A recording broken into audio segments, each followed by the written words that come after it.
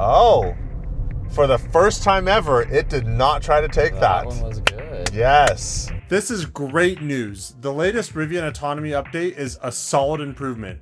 For the first time since I've been testing with the Mountain Loop, Rivian actually scored better. Up to this point, every version has been scoring worse and worse, but this is a solid improvement. Still a long way to go, but I'm happy. Let's talk about it. If you're new here, welcome. I'm Mike, you're watching Thunderbolt Auto, and this is the Mountain Loop test where we're putting Rivian's autonomy to the test. They're looking for point-to-point self-driving by the end of this year. That's what they publicly announced, and we're holding them to it. With every new software release, we're scoring it to see how it got better or worse. So if you're interested in following on for that journey, hit subscribe. This is great. For the first time since I started doing the Mountain Loop test back in March, the Rivian Autonomy system actually scored better.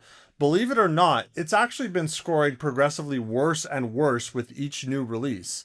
The previous update was actually kind of interesting because the model felt a lot more capable and a lot smarter than any of the previous universal hands-free AI models.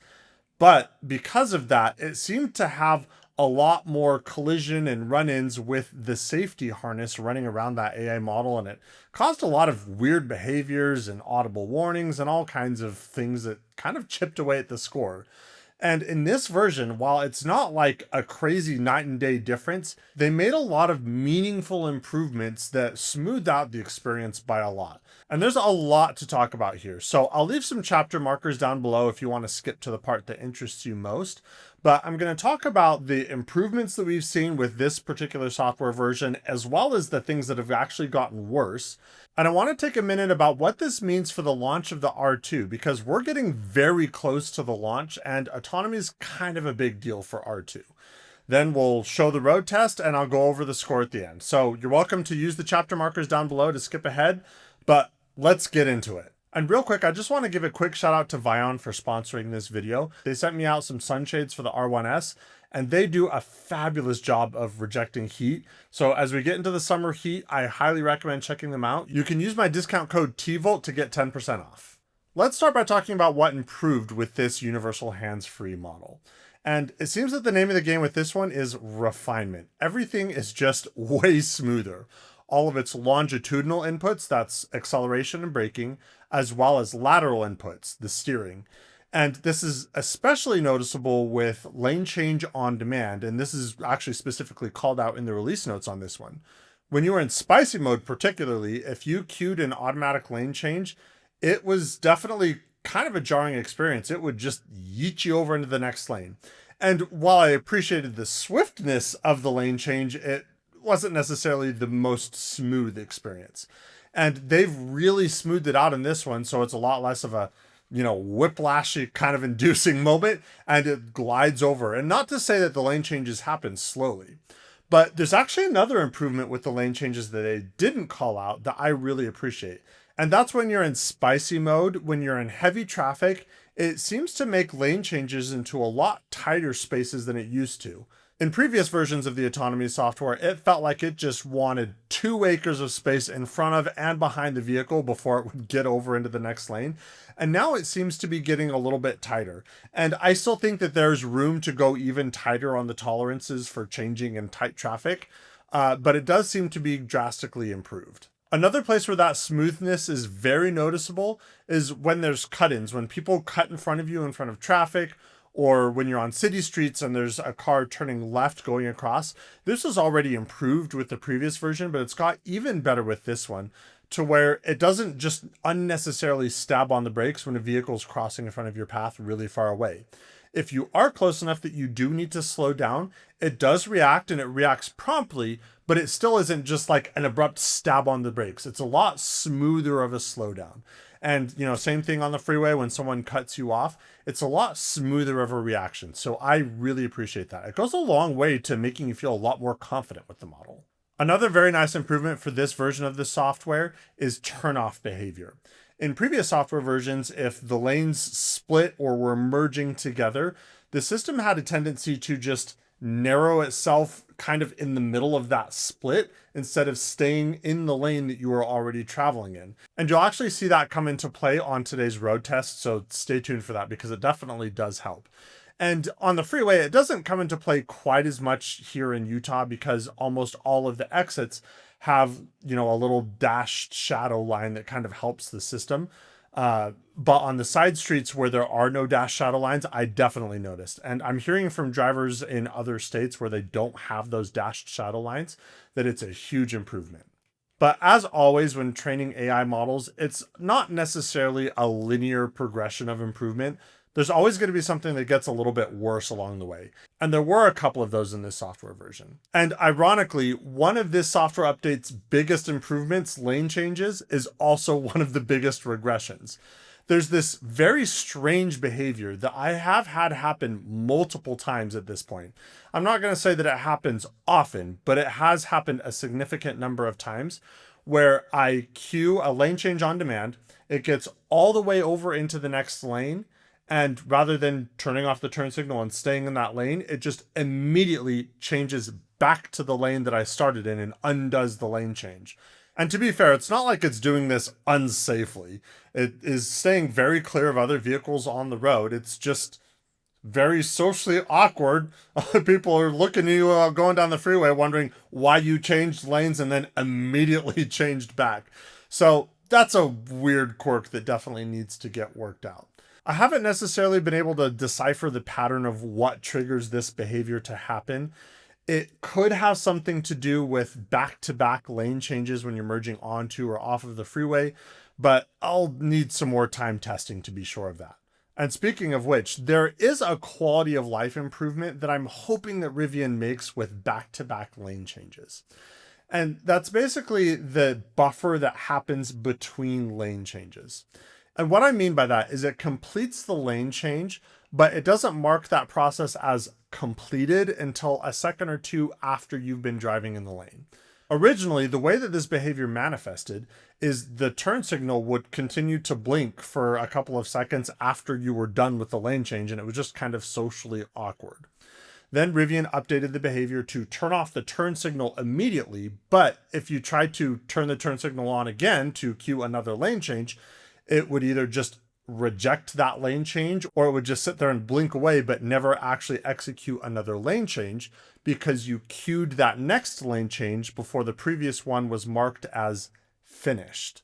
In last month's software update, they changed that behavior again to where if you hit the turn signal before the lane change was marked as completed, it would behave how you would expect more or less, and it would go ahead and execute the next lane change. However, the lane changes aren't necessarily happening any faster. It still has that weird gap in between when the previous lane change happened and when it's marked as completed and the next one can commence. And so now if you hit the turn signal immediately, it doesn't reject the lane change, but it doesn't necessarily actually change lanes any faster. So I'm hoping that they can shrink that gap down so that it marks that lane change process complete as soon as you're in the new lane, rather than just forcing you to wait for an arbitrary timeout. Another regression that I noticed in this software version that I actually haven't seen for a long time is it seems that the driver's display had a little bit harder time showing more complex lane lines. A great example of this is the HOV lane on Utah interstates. It's separated from the main driving lines by a double white line that's kind of widely spaced apart. And it seemed that this software version had kind of a hard time consistently displaying both of those lines. It was sort of a hit and miss. And honestly, that's not something that I have seen for months. This is a problem that they solved a long time ago, and this seems to be having a little bit harder time with it. That said, it may not entirely be an AI issue here. It's quite possible that this is just a limitation of the Unreal Engine front end that's actually displaying these lane lines.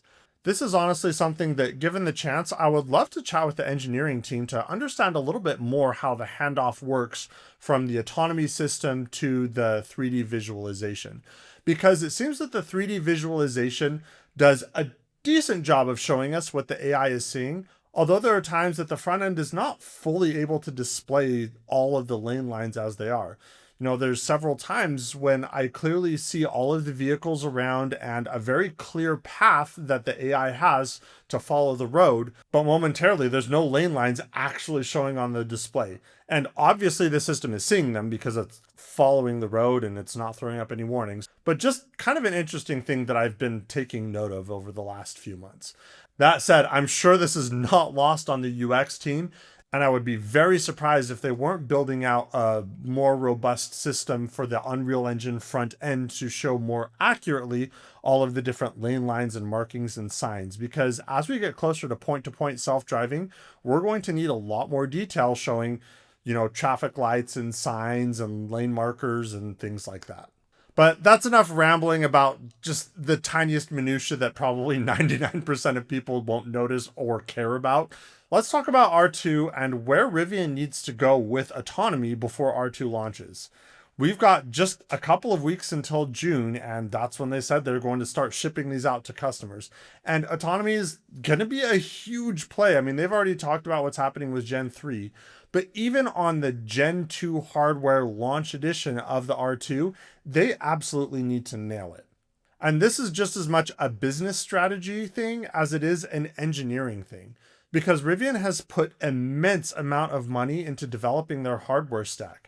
And in order to start covering the cost for that huge investment that they've made into autonomy, they need to sell Autonomy Plus, $2,500 for a single purchase or $50 a month. And as it stands right now, the feature set isn't compelling enough for a lot of people to pay for it. There's a significant portion of people that are just fine using the free hands-on highway assist. So indirectly, Rivian has made it very clear that they want to have a compelling package so that when people do start buying R2, they're more inclined to pay for Autonomy Plus.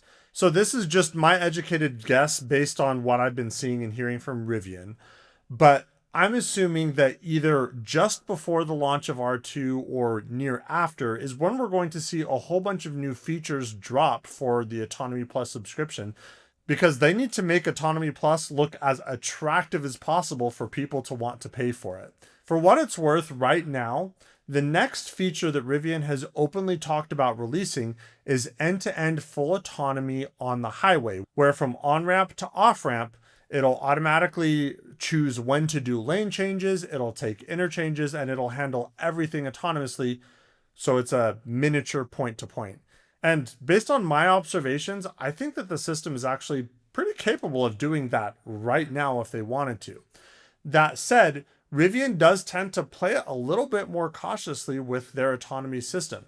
Before they release a new feature, they want to make sure that it is good and polished. Not to say that they're looking for perfection, but they want it to be impressive and overwhelmingly a positive experience for people. A great example of this was the Rivian Assistant that just recently launched. It certainly was not perfect, and there are definitely bugs to work out, but as a whole, it works well enough that people are quite happy with it. It's getting a lot of very positive media. And they're looking for the same sort of thing when they release these new features on Autonomy Plus. They're not looking for it to be perfect, but they do want it to be solid. They want people to feel safe, and they want it to feel compelling. And I think this software version was a huge step towards that. There weren't really any new features that got released, but by my estimate, the feel of it is substantially better. So let's get into the road test. If you haven't joined us for a Mountain Loop test before, here's a quick recap of how the scoring works. It's like a golf score where lower is better and 0 is a perfect score. There's two separate score sets. The first is the incident report, where it's basically just showing what the system can and cannot do. It's all an objective, yes or no, it did this or did that. The second is the vibe check, that is a little bit more of a subjective score that just shows how the system feels when it operates. And both of those combine for the total score. As a recap, here's the scores that I've gotten since I started doing this test. And interestingly, it's actually gotten worse and worse with each software update. But that changes here. This one actually scored better.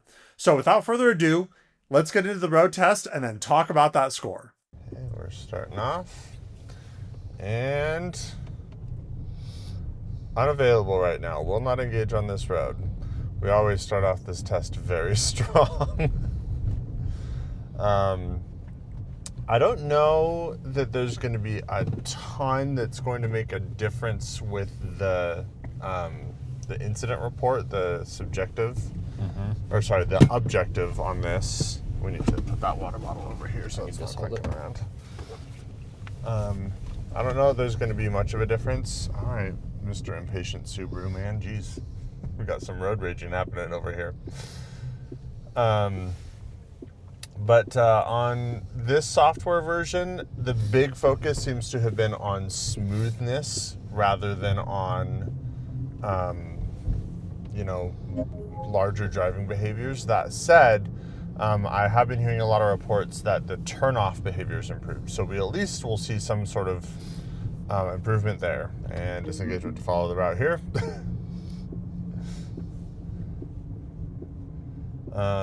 But that's been a big theme of it, is the reaction to other vehicles on the road cutting in and out, the reaction to lane changes. All of that is just a lot smoother. And a disengagement for traffic control. You know, we just rack up these points on the initial go, that's for sure. But yeah, because like on the last software version, it was very much smarter, but that was a little bit of a last second slowdown there for that curve. But it was very much smarter, but it was hitting its safety limit a lot more. I'm hoping that behavior's improved on this one, and anecdotally, with just the driving I've been doing so far, it seems like it is. So we will see. The merging behavior is a lot cleaner.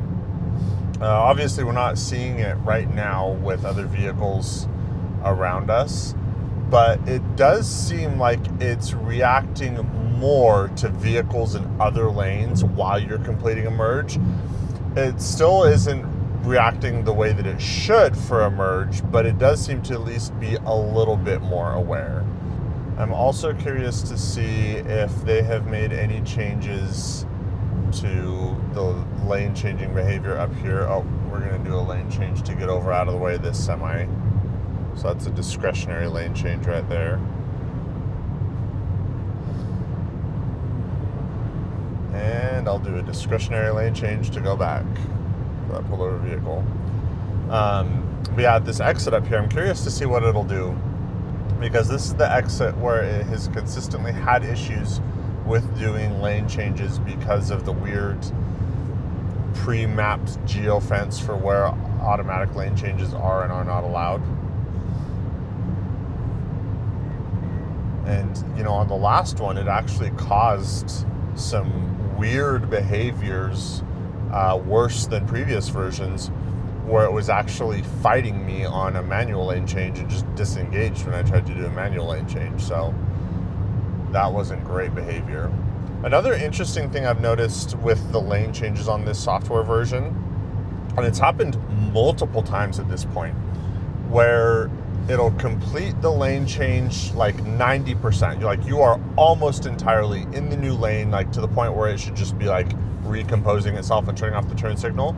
And rather than just completing that last little bit of the lane change, it just changes back to the lane that you started from.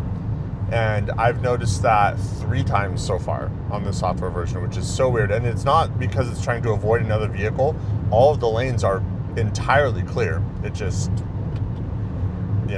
changes back. Oh, they fixed the mapping issue on this one. Thank you, Rivian Autonomy team. Oh, that's a huge one. Okay, so I'm gonna have to disengage here to follow the route. But also worth noting, the deceleration on that off-ramp there was actually handled quite nicely. That was a very smooth and natural deceleration coming off the highway. And a re-engagement here.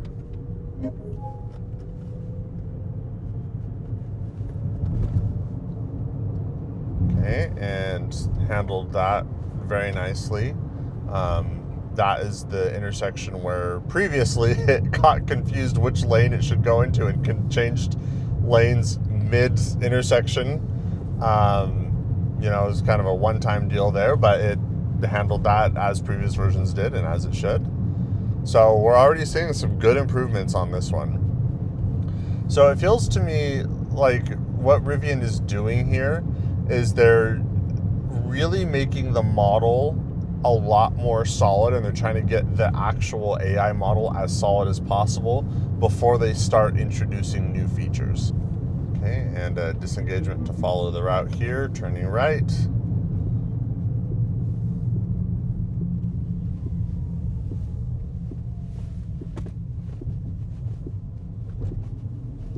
Okay. And mandatory lane change here because that lane is ending. Took it a second to re-engage there, but got it. And up here coming through these curves, you know, in the early versions of universal hands-free, it would just slow down an excessive amount to the point of being uncomfortable through here. And then more recent versions, it didn't slow down anymore, but it started being annoying about putting your hands on the wheel. So we'll see. I stand by not every time, but most every time that universal hands-free is asked for hands on the wheel, it hasn't needed it. Like, frankly, it feels unnecessary because it feels just as confident as ever going through those scenarios. Right there. Chime for hands on the wheel. So, have not solved that one yet, and I will stand by what I said. It asked for the hand on the wheel, but I really don't know why. It does not feel like it's drifting out of the lane. It doesn't feel like it's lacking in confidence. It just does not feel like it needs a hand on the wheel. Now, the reason I keep like touching and pulling away is because I've noticed when it goes into hands-on mode, it has a tendency to just sit there with the icon showing hands-on mode until you actually pull away from the steering wheel and it doesn't go back hands-free on its own, so to speak. So I'm just going to keep doing this to sort of test when it's ready to go hands-free again. Okay, we're hands-free again right there. All right, so we are going to disengage here to follow the route. We'll see if there's actually been an improvement with the hands-on, hands-off behavior as we're going down this downward hill, because that's always where I've hit a lot more. So I'm going to go ahead and do a discretionary lane change here to get in the right lane. Yeah, one of the interesting... Whoa. Okay. Well, we're going to take note of that in the vibe check. It didn't do anything that was going to hurt anyone else, but it like acted like it was going to do a lane change, but then didn't do that lane change. So that was okay. Chime. So we're hitting the hands on the wheel chime in all the same places, and it went right back to hands off mode immediately. So it wanted hands on for like a third of a second there, just enough to chime and then go away, which is the same we saw in the last software version. That's pretty disappointing. It really does not feel like it needs to be doing that. And it took that turn a little wide where that turn off was, but it did not try to take the turn off. So it didn't try to kill us. It did not. Okay, and this is the one that always gets it. Oh, for the first time ever, it did not try to take that. That one was good. Yes. Oh, that was so much better. That is the first time it has ever successfully gotten through that curve. Okay, manual disengagement to get on the commuter lane here. Okay, and then this is our nice little underground tunnel. We're slowing down a bit, even more slow than the vehicle in front of us, but incredibly smooth inputs through here. Yeah, that was handled very smoothly. Okay, and even that one where I had to get on the brakes pretty hard to stay out of the way of that Tacoma, very smooth. And I'm gonna go ahead and disengage here. And again, on the smoothness, you know, there was kind of a complex situation with the Tacoma leaving our path, and then this, what is that, Volkswagen Jetta. Could not think of it. I don't know why it's important to the model, but the Jetta, you know, kind of coming in front of us, it handled all of that transitioning incredibly smoothly. Okay, come up to the final stretch here. Okay, and disengagement for our last turn in. And I'm assuming it will refuse to turn on here. Yep. Not available. Oh! It turned on for the first time here. It did refuse at first, but we're immediately going to have to disengage because of the roundabout. And that concludes our test.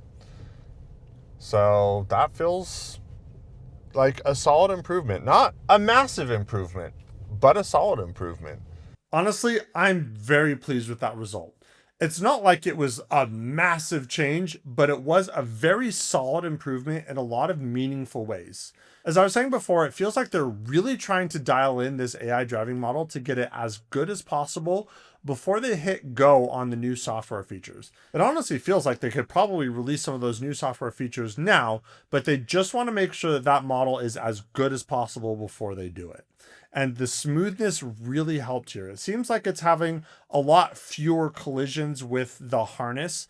That said, they do still have some improvements to make here. Along the curves, it's not slowing down and it's maintaining a comfortable speed, but it does still seem to be hitting some sort of G-force limit or steering torque limit or something along those lines that triggers these hands on the wheel messages. And honestly, I think relaxing whatever that threshold is on the safety harness would be a huge quality of life improvement that would be so easy for them to implement. Because as I've said many times before, it feels that 9 times out of 10, when it asks for hands on the wheel, it really doesn't need to be doing that. It stays perfectly centered in the lane, perfectly composed, steady, confident. It really doesn't feel like it needs those hands on the wheel. They're definitely taking feedback from owners and improving things in areas that really matter to us. So big shout out to them. And honestly, that's one of my favorite things about covering Rivian is they really do listen to the community. So without delaying it anymore, let's talk about that score. It broke its own previous record and we have a score of 38. And that's down from 65 on the last test that I did. So that is a massive improvement. The very first version of Universal Hands-Free scored 49, and then there were 2 releases of the previous software update that scored 61, substantially worse, 65, even worse than that, and now we're back down to 38. So that is a huge deal. Editor Mike here with a quick interjection. The total score was 38, with the incident report coming in at 30 and the vibe check coming in at 8. First, we'll look at the incident report. So a couple of things that contributed to this much lower score. The first one was that off-ramp. It wasn't fighting me to get into that exit lane to get off the freeway because they fixed the mapping and Lane Change On Demand handled that. Also, I didn't really call this out during the road test, but coming off of that off-ramp, I didn't have to do a manual speed change. Even though the set speed didn't automatically change, the vehicle did slow down in a very natural way, just like I would have slowed down if I were driving. So that was one fewer manual speed adjustment that we had to do. Additionally, for those turnoffs without a shadow lane, for the first time ever, it didn't try to take any of those turnoffs and I didn't have to take over. So those things alone really helped. It also had one fewer hands-on warning chime. As I said before, they definitely need to improve this still, but there is an improvement there. But to me, by far the biggest meaningful change of this update that sort of indicates where Rivian is going and where their head's at, so to speak, is the vibe check. The vibe check was actually a huge improvement. Just like with the incident report, the vibe check is a record-breaking low. It got down to 8 on this one. And a lot of that is due to the smoothness that they've really been concentrating on. So the braking and acceleration, the brake check factor went down to a 1, and the lane centering was definitely better on this version as well.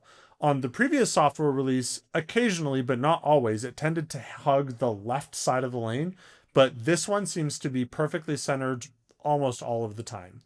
That said, there was that one weird quirk where it sort of swerved out of the lane temporarily. It's very apparent that the system is fully aware of where there are and are not other vehicles, and so it wouldn't do something like that if there was another vehicle in the blind spot or in the way. But even so, it doesn't go a long way to instill confidence, and that's why the white knuckle factor is still a 2 there. But with an overall score of 8, that is a huge improvement, and I think that's where Rivian is concentrating most. The previous score was, let me look at it again, a 15. So we're down to almost half of the score for the vibe check in one software update. They're really going for a very confident feeling model, which affects the vibe check. And then once they have the vibe check low enough for their standards, then they'll start adding new features. Hopefully that's sooner than later. And I, for one, am very excited to see what's coming next, because with the launch of the R2, I suspect things are going to start moving even more quickly with Rivian Autonomy. Until the next one, shout out to these guys right here. These are actually some postcards that I picked up from the R2 block party, and there are a few of the colors that the R2 comes in. Special shout out to Launch Green shirt here. I mean, it's pretty great. Borealis, where is it? There's Borealis. So underrated.